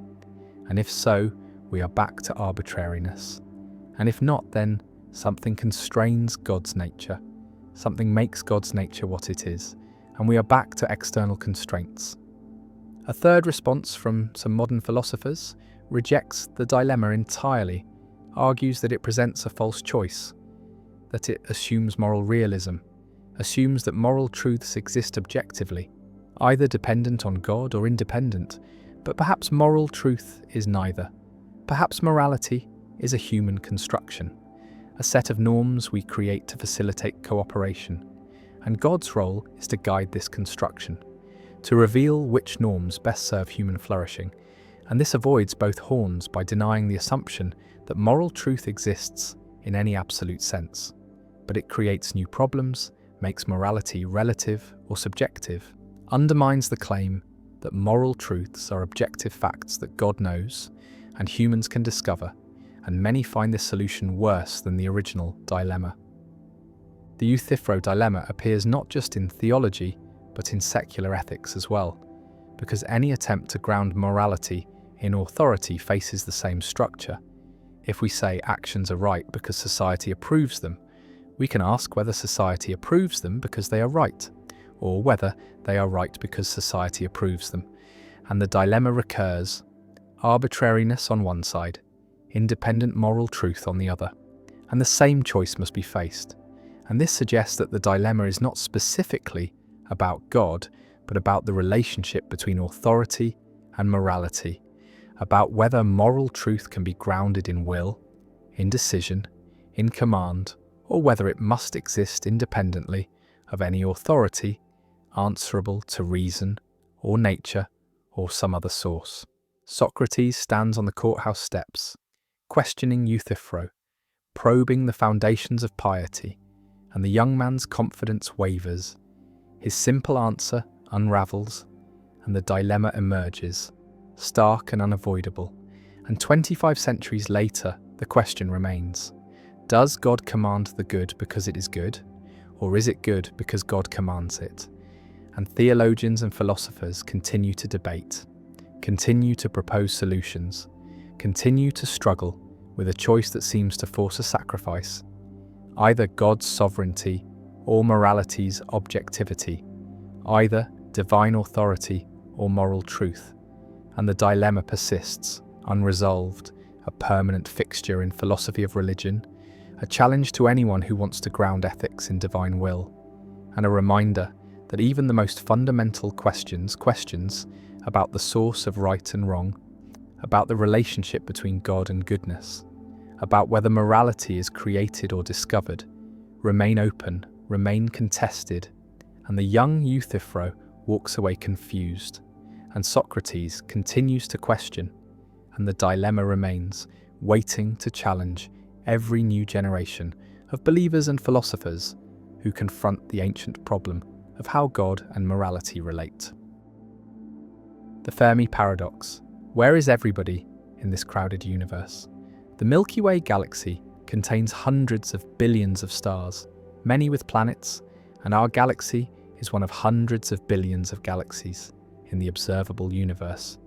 And Earth formed about 4.5 billion years ago, relatively late in cosmic history, and life emerged within 1 billion years, and intelligence and technology developed recently. And these facts suggest that Earth is not special, that the conditions that led to life here should occur elsewhere, and if even a tiny fraction of planets develop intelligent civilizations, and if even a small percentage of those civilizations develop technology capable of space travel or interstellar communication, then the galaxy should be teeming with evidence of alien intelligence. We should see their radio signals, their spacecraft, their structures, their influence on stars and planets, and yet we see nothing, hear nothing, find no evidence of extraterrestrial intelligence despite decades of searching, despite scanning the skies with radio telescopes, despite analysing thousands of exoplanets. And this silence, this absence of evidence, is the Fermi Paradox, named after physicist Enrico Fermi, who reportedly asked during a lunch conversation in 1950, "Where is everybody?" And this question, simple and childlike, conceals one of the deepest puzzles in science, the question of whether we are alone in the universe, or whether alien civilizations exist but remain undetected for reasons we do not yet understand. The paradox can be stated more precisely through the Drake equation, an attempt to estimate the number of communicating civilizations in our galaxy. The equation multiplies together several factors: the rate of star formation, the fraction of stars with planets, the number of habitable planets per star system, the fraction of habitable planets where life emerges, the fraction of life-bearing planets where intelligence evolves, the fraction of intelligent species that develop technology, and the lifetime of technological civilizations. And depending on the values assigned to these factors, the equation predicts anywhere from 0 civilizations besides us to millions, and optimistic estimates suggest thousands or millions of alien civilizations should exist in our galaxy alone. And over billions of years, some of these civilizations should have spread through the galaxy, colonizing stars, building structures, leaving traces, and yet we see nothing. And this gap between expectation and observation is the Fermi Paradox. Various explanations have been proposed, grouped into several categories. One possibility is that intelligent life is extraordinarily rare, that one or more factors in the Drake equation is much smaller than optimistic estimates suggest. Perhaps the emergence of life is a rare event. Perhaps the evolution of complex multicellular organisms requires unlikely coincidences. Perhaps intelligence is not an inevitable outcome of evolution, but a fluke that happened once on Earth and nowhere else. And if intelligence is sufficiently rare, then perhaps we are the first or among the first civilizations in the galaxy, and the silence is explained by our being early arrivals, alone for now, but perhaps not forever. Another category of explanations invokes the Great Filter, a hypothetical barrier that prevents civilizations from reaching the stage where they are detectable across interstellar distances. And the filter could be in our past, something that makes the emergence of intelligence extremely difficult, in which case humanity has passed the filter and the future is open, or the filter could be in our future, a challenge that civilizations face and almost always fail. Perhaps self-destruction through war or environmental collapse, perhaps technological stagnation, perhaps a transition that seems likely but proves fatal. And if the great filter lies ahead, then our survival is not guaranteed, and the silence of the cosmos is ominous, a warning that intelligence tends toward extinction. A third category suggests that civilizations exist but remain undetected for various reasons. Perhaps they communicate using technologies we have not discovered. Perhaps they deliberately hide to avoid contact with younger civilizations. Perhaps they exist in forms we would not recognize as life or intelligence. Perhaps they transcend physical form and migrate into cyberspace or other dimensions. Or perhaps the distances and timescales involved are so vast that civilizations exist but are separated by millions of light years and billions of years, arising and falling in isolation, never overlapping in space and time, and so contact is impossible. Not because civilizations do not exist, but because the universe is too big and time is too long. Visualize the galaxy as a vast ocean and civilizations as islands, separated by light years of empty space, and each island has a brief window of technological activity, a few thousand years perhaps, before collapse or transformation, and the ocean is so large and the windows so brief that the probability of two civilizations existing simultaneously within communication range is vanishingly small. And so each civilization looks out, sees emptiness, hears silence, and concludes it is alone. And yet across the galaxy and across time many such civilizations exist, but they never meet, never communicate, never know each other, and the Fermi paradox is resolved not by the absence of life, but by the impossibility of contact. Another explanation, more speculative, suggests that we are living in a simulation, that the observable universe is a computational construct created by an advanced civilization, and the silence is programmed. No other civilizations are simulated because the creators are interested only in studying us, or because simulating multiple civilizations is too computationally expensive. And this explanation, while unfalsifiable, is logically possible and provides a clean resolution to the paradox, though it raises new questions about the nature of the simulators and their purposes. The Fermi paradox has practical implications for the search for extraterrestrial intelligence, for SETI programs that scan the skies for radio signals, for astrobiology missions that search for life on Mars or the moons of Jupiter and Saturn, and for the question of whether humanity should attempt to contact alien civilizations or remain silent. Because if the great filter lies ahead, if civilizations typically self-destruct or face existential dangers, then advertising our presence might be risky, might attract attention from hostile or indifferent intelligences, and the silence of the cosmos might be a survival strategy, a lesson learned by civilizations that survive, and if so, then broadcasting our existence might be foolish, might mark us for extinction or exploitation. The paradox also touches on philosophy and the meaning of human existence, because if we are alone, if no other intelligence exists anywhere in the observable universe, then humanity carries a unique responsibility. We are the universe's only way of understanding itself, the only conscious observers, the only beings capable of science and art and love, and the future of consciousness depends on us, on whether we survive and spread. And this realization, far from being comforting, is terrifying, because it places an enormous burden on a species that has barely begun to leave its home planet.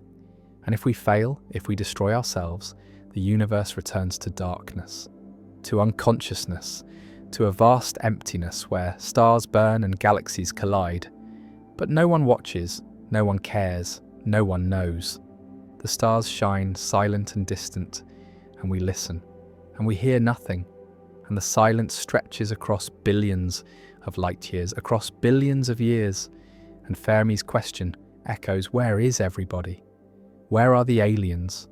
Where are the civilizations that should exist, that must exist, that the numbers say should exist, and the answer does not come? And the paradox remains unresolved, pressing, urgent, a question that haunts astronomers and philosophers, a mystery that drives the search for life beyond Earth, and a reminder that despite all our knowledge, despite all our telescopes and equations, we do not know whether we are alone or whether the universe teems with life. And the silence, profound and unbroken, waits, and we wonder and we search, and the paradox persists. The consequence argument, why the past makes your future inevitable. A philosopher constructs a deceptively simple argument about free will and determinism, an argument that has become one of the most influential and most discussed arguments in the free will debate. And the argument is called the consequence argument, formulated most clearly by Peter van Inwagen. And the argument aims to show that free will is incompatible with determinism, that if determinism is true, then no one has free will, that our actions are not genuinely up to us but are consequences of the past and the laws of nature, things we cannot control, and the argument proceeds through careful reasoning about what we can and cannot control, about what is and is not up to us, and it concludes that if the past and the laws determine everything, then we determine nothing. We have no control. We are not free. And this is the consequence argument, an argument for incompatibilism, for the view that determinism and free will cannot both be true, and the argument forces compatibilists to explain how we could be free if determinism is true, how our actions could be up to us if they are inevitable consequences of factors beyond our control.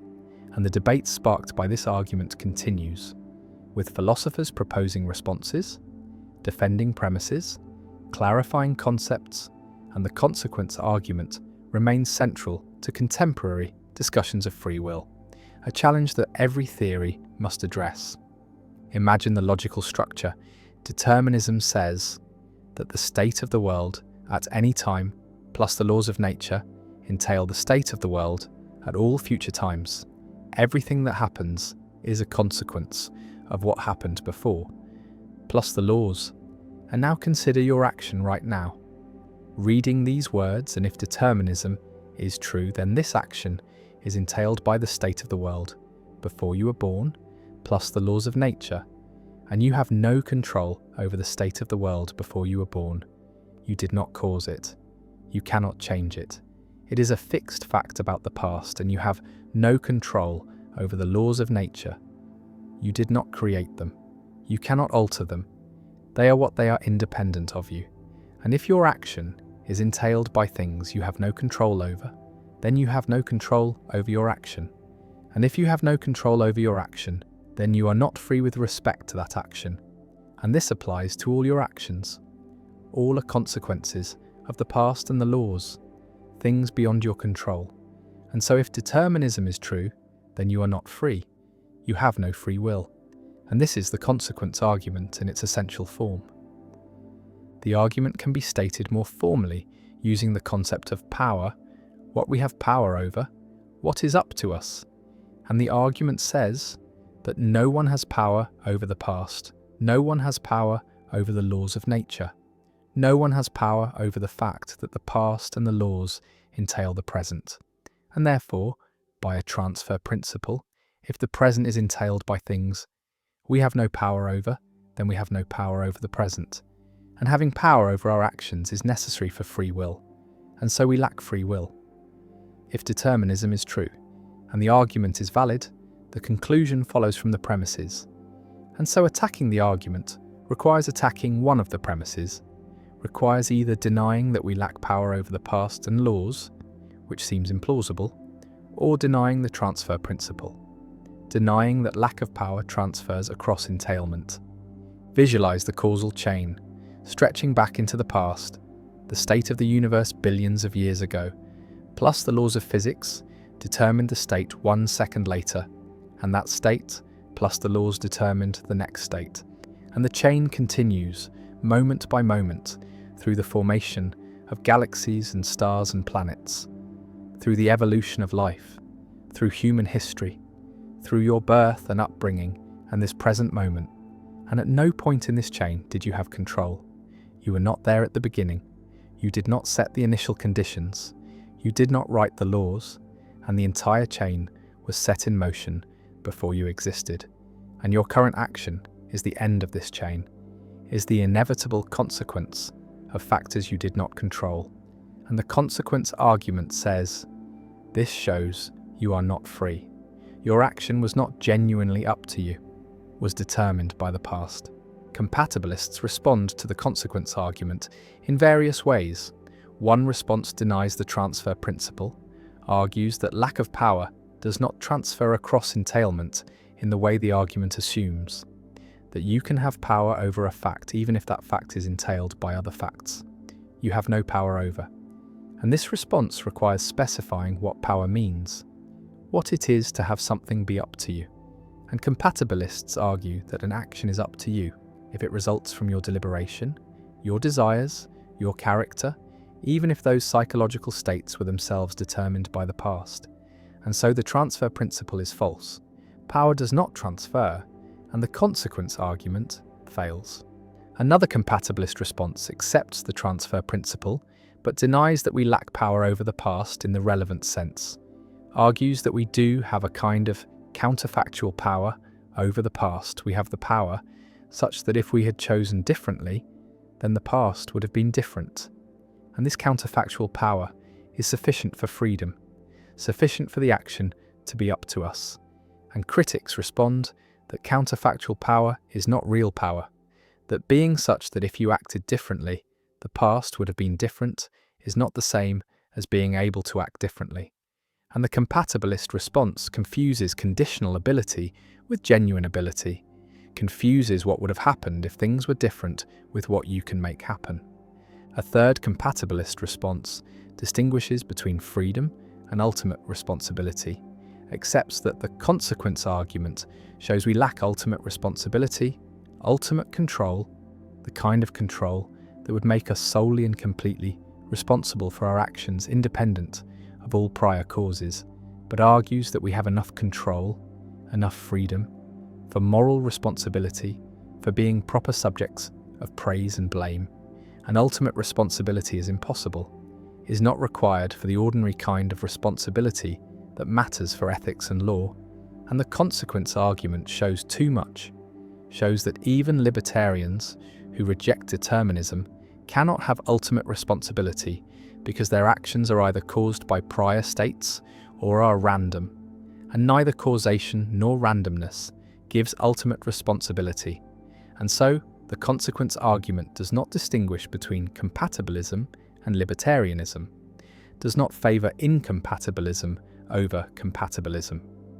Incompatibilists defend the consequence argument, defend the transfer principle, argue that compatibilist responses involve sophisticated verbal tricks, redefine freedom in ways that evacuate it of meaning, and the consequence argument reveals that if determinism is true, then we are not truly in control, are not genuinely free, and moral responsibility is undermined. And we must either reject determinism or accept that free will is an illusion, and different incompatibilists choose differently. Some become libertarians and argue that determinism is false, that quantum mechanics or agent causation or emergent properties provide room for free will, and others become hard determinists and accept that free will does not exist, that responsibility is problematic, that praise and blame need reinterpretation. The consequence argument also generates discussions about the fixity of the past, about what it means to say we have no power over the past. Because in one sense this is obvious. We cannot change what has already happened, cannot make it the case that the past was different. But in another sense, our current actions do affect what the past was, because if we act differently now, then the past must have been different given determinism. And so there is a sense in which our actions constrain the past, and compatibilists exploit this to argue that we do have power over the past in the relevant sense, while incompatibilists insist that this is not real power, not the kind of control required for freedom. The argument stands at the centre of free will debates, forces clarification of concepts, forces philosophers to specify what freedom requires, what control means, what power involves, and whether these are compatible with determinism, and the debate is productive, generates insight, even if it does not generate consensus, and the consequence argument remains one of the most powerful arguments for incompatibilism.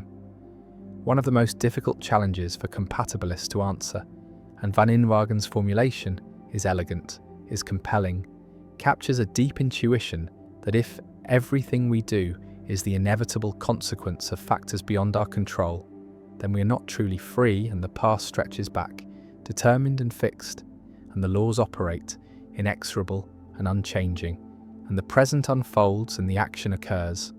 and the consequence argument says, this action was not free, was not genuinely up to the agent, was a consequence of things beyond control, and whether this argument succeeds, whether compatibilists can answer it, remains disputed, remains central to contemporary philosophy of free will. The card paradox. Imagine a card, simple and rectangular, lying flat on a table, and on one side is written a single sentence. The statement on the other side of this card is true, and already the mind begins to sense danger, a trap being set. The card is flipped over, and on the reverse side another sentence appears. The statement on the other side of this card is false, and now the contradiction is complete. A perfect loop of mutual negation that cannot be resolved no matter how many times the card is turned. If the first side is true, then the second side must be true, as the first side claims, but if the second side is true, then the first side must be false, as the second side claims, which contradicts the assumption that the first side is true. And if the first side is false, then the second side must be false, as the first side incorrectly claims it is true. But if the second side is false, then the first side must be true, as the second side incorrectly claims it is false, and the cycle spirals endlessly without rest. The card paradox is a variation of the liar paradox, but its physical form makes the contradiction feel more tangible, more concrete, a paradox that can be held in the hand and turned over and over as if repetition might somehow reveal a hidden answer that logic cannot provide. The paradox demonstrates how self-reference can be distributed across multiple statements rather than contained in a single sentence, showing that contradictions do not need to be immediate or obvious to be genuine, that they can emerge from relationships between statements rather than from the statements themselves. Philip Jourdan, a mathematician and logician, is often credited with popularizing this version of the paradox in the early 20th century, using it to explore the limits of truth and reference, and to illustrate the kinds of problems that plagued attempts to formalize logic and mathematics during that era. The card paradox also reveals something about the nature of truth itself, the way that truth is not a property that statements possess in isolation, but a relationship between statements and the world, or between statements and other statements. And when those relationships form closed loops, the concept of truth begins to break down.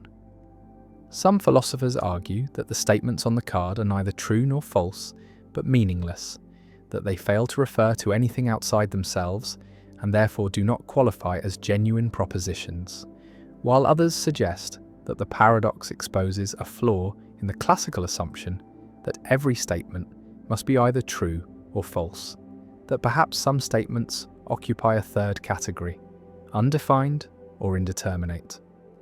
The card sits on the table, innocent and menacing, a small object that contains an infinite problem, and no amount of flipping will resolve what is written on its surfaces.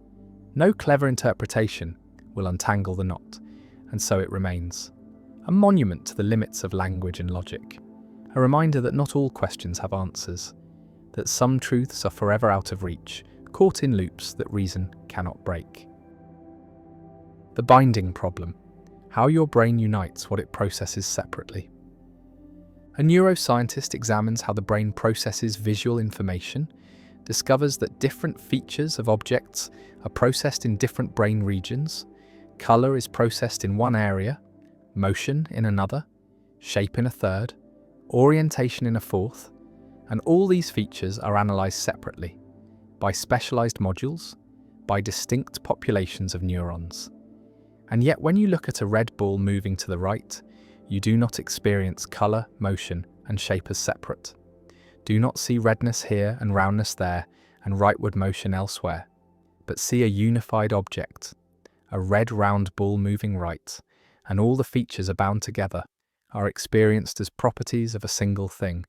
And this creates the binding problem, the puzzle of how the brain, which processes features separately, creates unified conscious experiences, how separate neural processes give rise to integrated perception. how the many become one. And this problem is fundamental, touches on the nature of consciousness, on how neural activity becomes experience, on what unifies experience into coherent wholes, and no complete solution exists.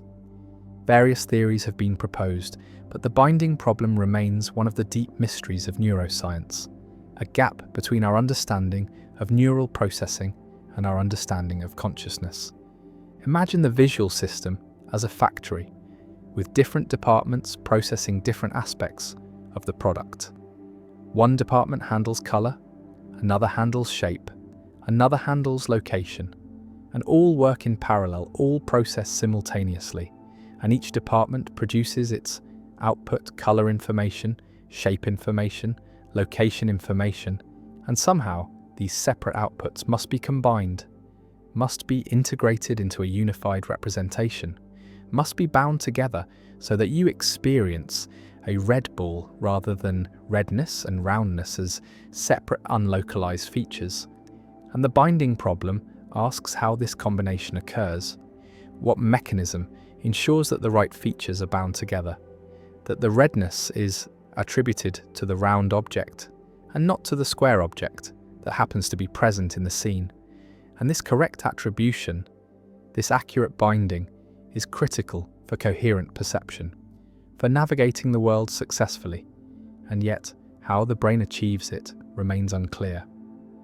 The binding problem has two aspects: the feature binding problem, which asks how different features of the same object are bound together, and the object binding problem, which asks how different objects are kept separate, are not confused with each other, and both aspects are challenging.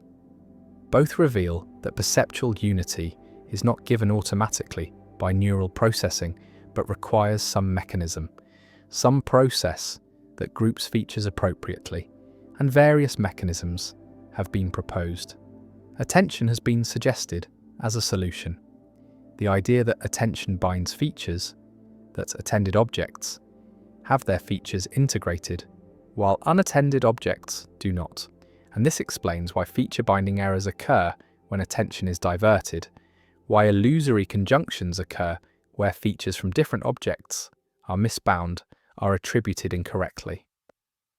Visualize attention as a spotlight that illuminates objects one at a time, and within the spotlight features are bound, are integrated, and outside the spotlight features remain separate, are not integrated, and this attentional binding theory has some support, has experimental evidence showing that feature binding requires attention, that without attention, features can be perceived separately without being bound correctly, and illusory conjunctions are more common under conditions of inattention, supporting the idea that attention is necessary for binding.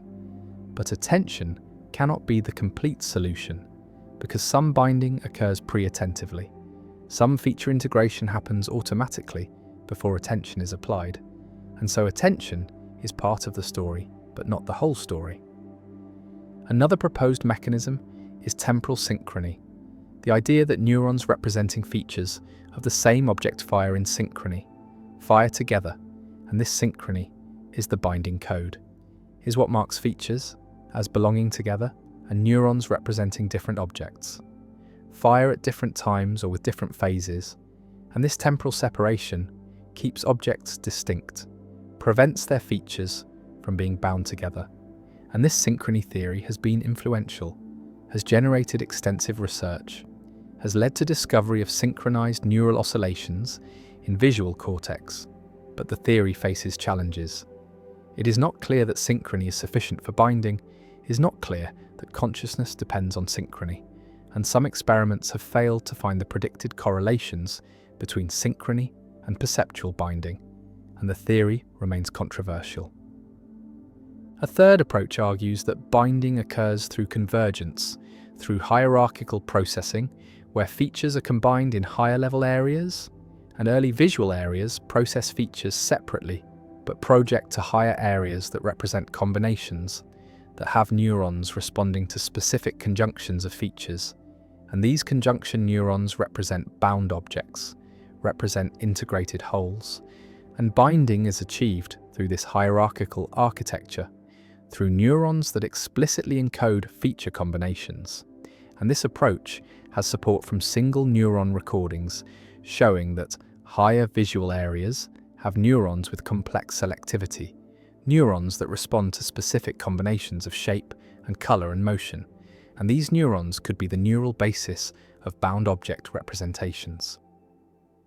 The binding problem also connects to consciousness, because unified conscious experience seems to require binding, seems to require that separate neural processes be integrated into coherent wholes, and some theories of consciousness, like integrated information theory, make integration central, argue that consciousness arises from integrated information, from systems where different parts interact and constrain each other, and binding as a form of integration is the combination of separately processed features into unified representations. And understanding binding may be crucial for understanding consciousness, may reveal how neural processes give rise to unified experience. The problem also has practical implications for understanding neurological conditions where binding fails, where patients see features but cannot bind them correctly, and such conditions exist. Balint syndrome is one example, where patients can see individual features but cannot perceive objects, cannot integrate features into wholes. And these patients provide evidence that binding is a genuine process, is not automatic, can be disrupted by brain damage. And studying these patients helps understand normal binding, helps identify the brain regions and processes necessary for feature integration. Some philosophers argue that the binding problem is really a problem about consciousness, about how physical processes give rise to subjective experience, about the hard problem. And binding is one aspect of this, is the problem of how separate neural processes give rise to unified conscious experiences. And solving the binding problem may require solving the hard problem, may require understanding how neural activity becomes experience. And this makes binding one of the deepest problems in neuroscience, a problem at the interface between neuroscience and philosophy of mind. The brain processes features separately, color here, motion there, shape elsewhere, and yet you see unified objects, see red round balls moving, see integrated wholes, and how this integration occurs, how the separate processes give rise to unified experiences, remains one of the great unsolved problems. The binding problem stands, challenging, fundamental, revealing a gap between our understanding of neural processing and our understanding of perception. And various theories exist, various mechanisms have been proposed. Attention, synchrony, convergence, but no theory is complete. No theory explains all aspects of binding, and the problem persists as one of neuroscience's deepest mysteries. A puzzle about how unity emerges from multiplicity, how the brain binds what it processes separately, and the question remains open. The mechanism remains elusive, and the binding problem endures. The Allais paradox. Maurice Allais, a French economist and Nobel laureate, presented a pair of choices in 1953 that revealed a systematic pattern of preferences violating the independence axiom of expected utility theory, and this became known as the Allais paradox, one of the most influential demonstrations that human decision-making deviates from the prescriptions of standard rational choice theory. And the paradox shows that people's preferences can be influenced by irrelevant alternatives, by outcomes that occur in both options and should therefore cancel out, yet somehow affect which option is chosen. The first choice involves two lotteries. Lottery A offers a certain gain of $1 million, while Lottery B offers a 10% chance of winning $5 million, an 89% chance of winning $1 million, and a 1% chance of winning nothing. And when faced with this choice, most people prefer Lottery A, the certain million, preferring the sure thing to the gamble, even though the gamble has a higher expected value. And this preference reflects risk aversion, a common and generally accepted feature of human decision-making. The second choice involves two different lotteries. Lottery C offers an 11% chance of winning $1 million and an 89% chance of winning nothing, while Lottery D offers a 10% chance of winning $5 million and a 90% chance of winning nothing.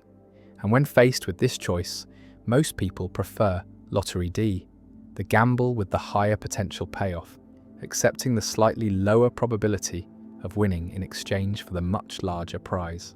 The paradox emerges when these two preference patterns are analysed together, because the independence axiom of expected utility theory requires that if Lottery A is preferred to Lottery B, then Lottery C should be preferred to Lottery D. And the reason is that Lotteries A and B differ from Lotteries C and D only in that there is an 89% chance in both A and B of receiving $1 million, and in both C and D this 89% outcome is replaced with winning nothing, and this replacement should affect both lotteries equally, should not change the preference order, because the independence axiom says that preferences between lotteries should depend only on outcomes where the lotteries differ, not on outcomes that are the same in both. And the 89% probability mass is shifted in the same way for both pairs, and so if you prefer A to B, you should also prefer C to D. And if you prefer D to C, you should also prefer B to A. The typical pattern of preferences, A over B and D over C, cannot be represented by any utility function satisfying the expected utility axioms. And so the Allais paradox demonstrates that people systematically violate the independence axiom, that their preferences are sensitive to common outcomes in ways that expected utility theory does not permit. And this violation is robust, appearing in experiments with diverse populations, with real monetary stakes, with careful experimental design, and the paradox cannot be dismissed as error or confusion, but represents a genuine feature of human decision-making. The paradox has inspired alternative theories that can accommodate the observed preferences, including prospect theory developed by Daniel Kahneman and Amos Tversky, which modifies expected utility theory by introducing reference points, by treating gains and losses differently, by allowing for probability weighting where people overweight small probabilities and underweight large probabilities. And these modifications can explain the Allais preferences, because in the first choice, the certainty of $1 million receives extra weight, making Lottery A more attractive, while in the second choice the small probabilities are overweighted, making the 10% chance of $5 million in Lottery D seem more appealing than the 11% chance of $1 million in Lottery C. Other theories include regret theory, where people anticipate the regret they would feel if they made the wrong choice. And this anticipated regret influences preferences in ways that violate independence, because the certain million in Lottery A avoids the regret of choosing the gamble and losing everything, while the choices between C and D do not have this asymmetry. And rank-dependent utility theory, which generalizes expected utility by allowing the utility of lotteries to depend not just on outcomes and probabilities, but on the rank ordering of outcomes, and this allows for preferences that violate independence while maintaining other desirable properties. The Allais paradox raises normative questions about rationality.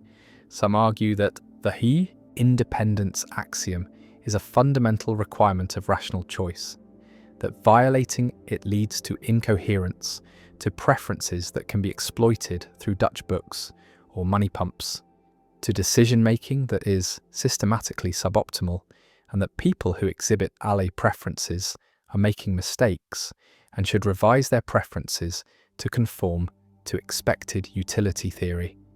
While others argue that the independence axiom, while mathematically convenient, is not a necessary condition for rationality, that it does not capture important aspects of how people value uncertain prospects, that preferences like those in the Allais paradox reflect legitimate concerns about certainty, regret, and the context of choice, and that we should revise our normative theories to accommodate these preferences rather than dismissing them as irrational. The paradox also has practical implications for economics and policy, because if people systematically violate independence, then markets may not function as standard theory predicts. Risk preferences may be context-dependent. Insurance and investment decisions may be influenced by framing effects, and policies designed to maximize expected utility may not align with what people actually prefer. And understanding these deviations from expected utility helps explain phenomena like the equity premium puzzle, the disposition effect, and other anomalies in financial markets and economic behavior.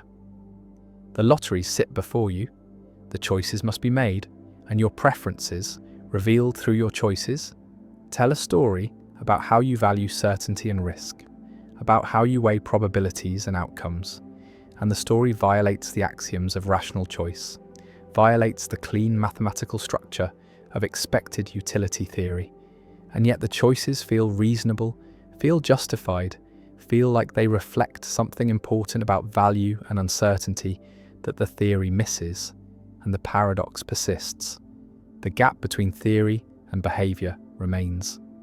The independence axiom is violated again and again in experiments and in life, and decision theorists must choose. Either insist that the axiom is normatively binding and that violators are irrational, or acknowledge that the axiom is too strong, that rational choice is more complex than expected utility allows, and that new theories are needed to capture the richness of human decision-making. And the Allais paradox remains a landmark, a decisive demonstration that classical rational choice theory does not fully describe or prescribe human behavior, a challenge that spawned new theories and new research programs, and a reminder that rationality is contested, that what counts as a reasonable choice depends on assumptions and frameworks that are themselves open to question, and the lotteries remain, the choices remain, the preferences remain, and the paradox endures, unsolved in the sense that no consensus has emerged about whether the preferences are rational or irrational, about whether we should revise our theories or our preferences, about whether independence is a negotiable axiom or a non-negotiable requirement. And the debate continues. Philosophers and economists and psychologists arguing about what rationality requires, about what humans actually do, and about the relationship between these two questions. The barber paradox. In a small village, there lives a barber who follows a single rule. He shaves all and only those men in the village who do not shave themselves. And this rule seems simple enough until the question emerges. Does the barber shave himself? And suddenly the logic collapses into contradiction. If the barber shaves himself, then he belongs to the group of men who shave themselves, which means according to the rule, he should not shave himself, because he only shaves men who do not shave themselves. But if he does not shave himself, then he belongs to the group of men who do not shave themselves, which means, according to the rule, he must shave himself because he shaves all men who do not shave themselves, and the loop tightens without escape, spinning endlessly between two impossible options. Bertrand Russell popularized this version of his own paradox as a way to make the abstract problem of self-referential sets more accessible, more human, more vivid, because a barber is easier to imagine than a set of all sets that do not contain themselves. Yet the logical structure remains identical, a rule that turns inward and devours its own coherence.